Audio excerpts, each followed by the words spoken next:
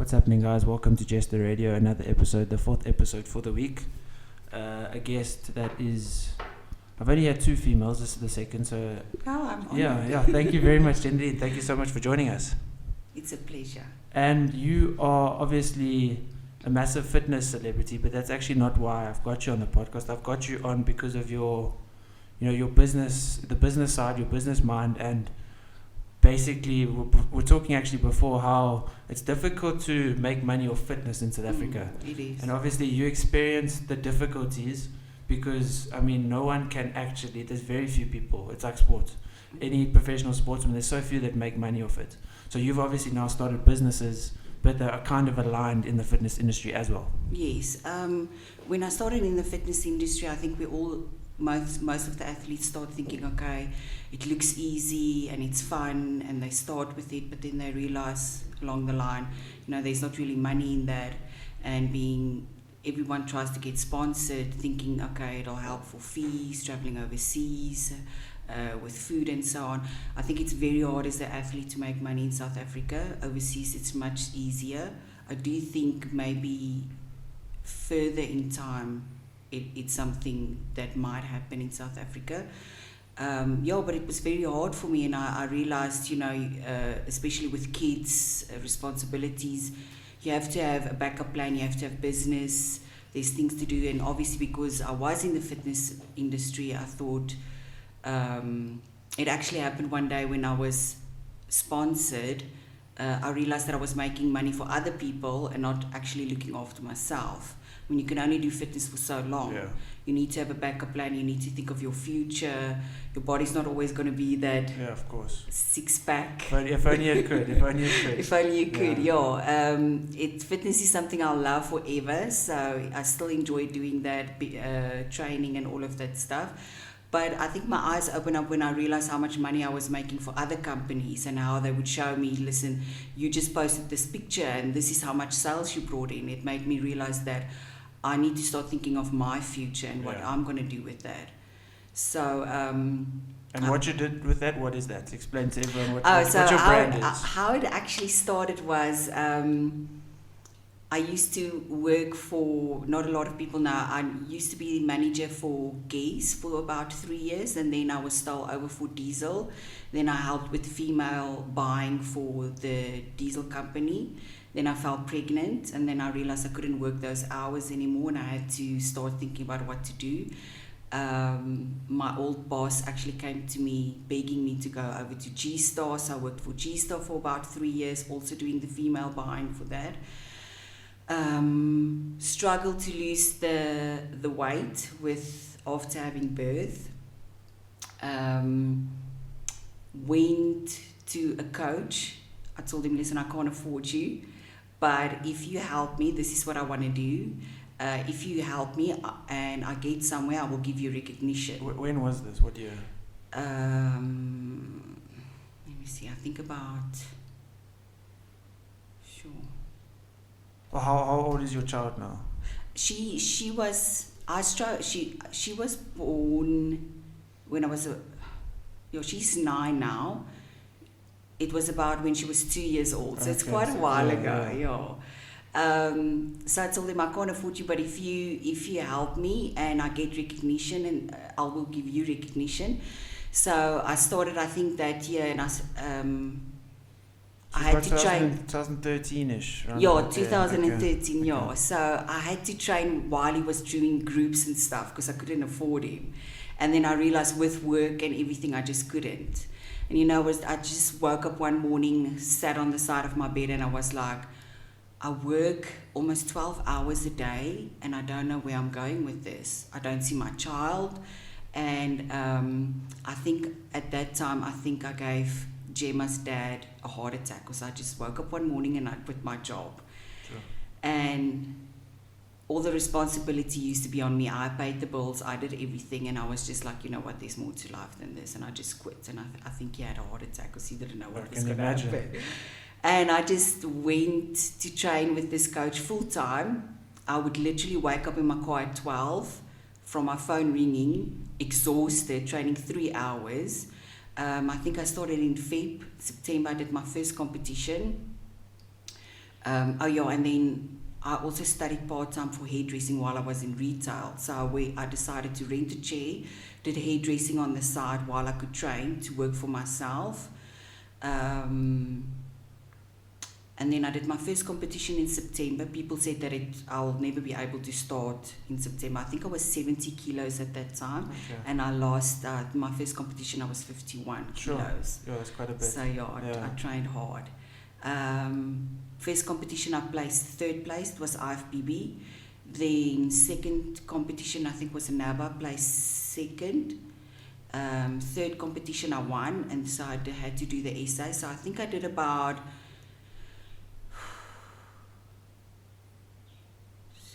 essays plus that. It was 7 competitions in less than 3 months. Sure, that's a lot. Yeah, and then I did the Face of Fitness competition where I met Andrew. It was love at first sight. Okay. That's always, it should be like that. It should be like that. We met and he just like he went all red and it was just like shame. I can't actually imagine Andrew going red. So that shows how special it was. Shame. And I didn't make the I think it was the top 12 at all, but I did get a babe feature. Okay. And then from there on my career just went boom. And your biggest successes is obviously with the WBFF and going overseas. Yes, and not a lot of people now. I actually had to do WBFF for 2 years before I got my pro card. Okay. But the second year I was literally untouchable on stage, because I think the first year I knew what I had to work on and how much I wanted it. Yeah. Went to Vegas. I literally was shocked when I got to Vegas. I think you would know that, Jesse. You get there and you see the quality of athletes there, and it's like, shit, I think I need to go home and train.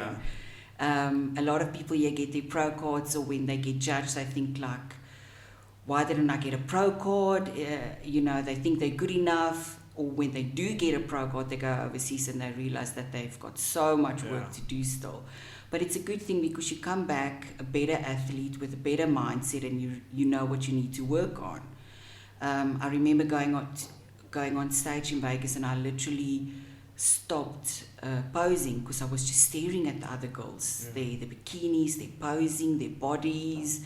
It's a different ball game. It's a different ball game. It's I felt like literally like a farm girl in a city there. I felt like a little 16-year-old boy when I was there. So I remember getting off stage and I literally cried. And Andrew was asking me like, "Why are you crying?" And I was like, I wasted my time. You feel defeated. You train so many hours in a day. Put so much money don't see your family. it. So much things you offer just to be there, and then you walk off. And I remember I got off stage and I drank water, which I shouldn't have. And he was like, "You're gonna get on stage and you're gonna do your theme wear so you can get your photos, and then you can have your Nutella." Yeah. So I remember I was just getting on stage and I was very sad and stuff, and they called out the numbers, and he showed to me like, "That's your number," because I was just standing waiting for whoever this number is. Can we just get off, because I'm so embarrassed, I just want to get off stage.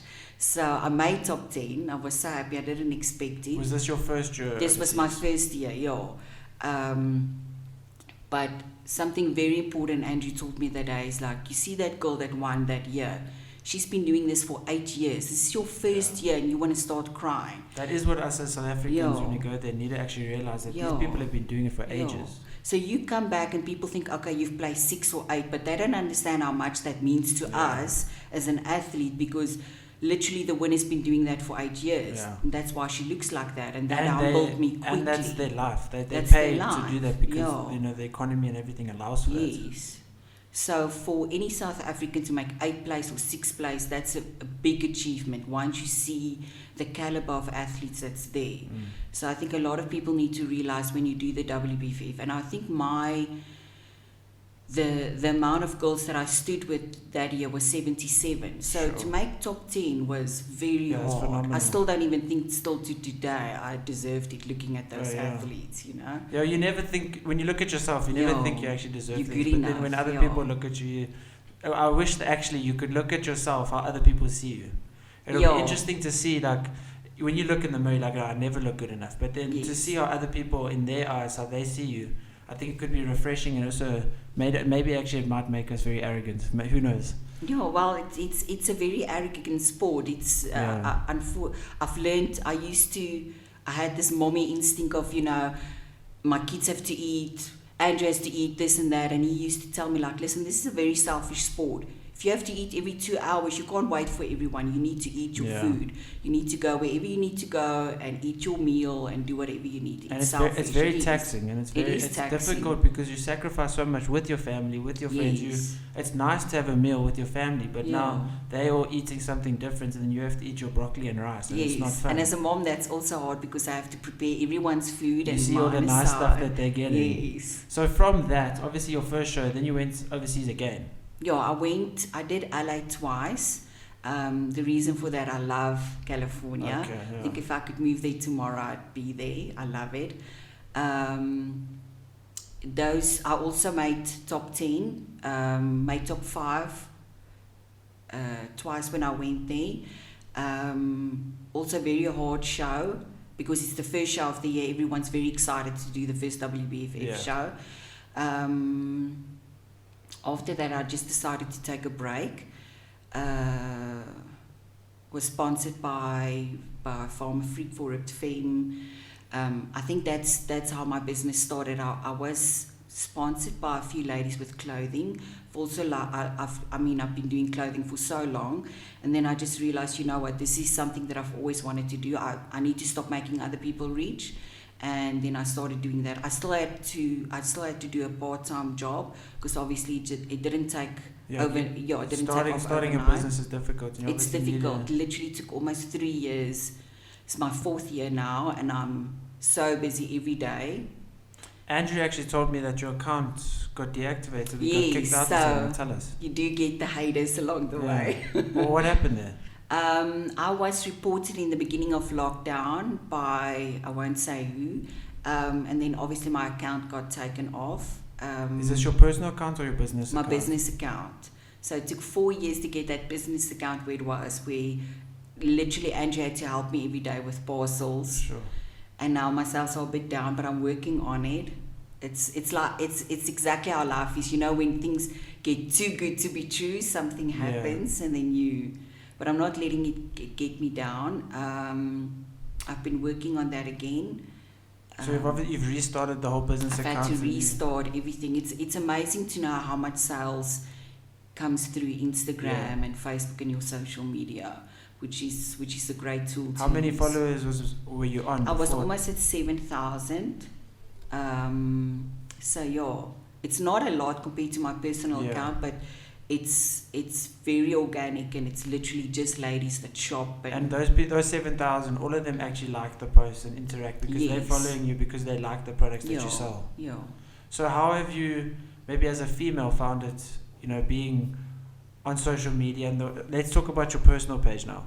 How have you found being a female, and obviously with the way social media is and the way the world is, obviously you've sold yourself through beauty and through competing and through your body. How have you found, obviously you get the hate, but also you get a lot of praise, but how have you dealt with that hate that you've got? Because I'm sure there's a lot of people, maybe a lot of females, maybe a lot of guys that said you're too lean, because when you're on stage you've got good abs and your whole body is very defined. So how do you deal with those people that maybe say, why do you look like that? I don't approve, or because you're going to get that.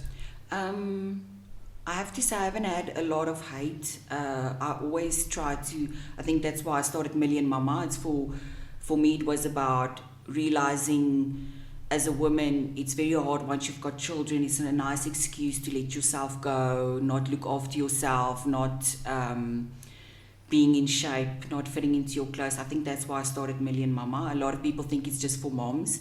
It's, like the Mexicans say, ay papi. It's for the hot mommies out there. Or it's just a thing of, what's the word? I think I got to the name Million Mama. There was an account that I followed with, they had G-Wagons and the lifestyle in Dubai, and it was called Million Mamas. Okay. And I thought that's the lifestyle that I wanted to project, the clothing, not stuff that you could buy in store and so on. So for me, posting on my personal account was always trying to keep it not too slutty or anything, but still being able to be a role model for moms out there or for younger ladies and stuff.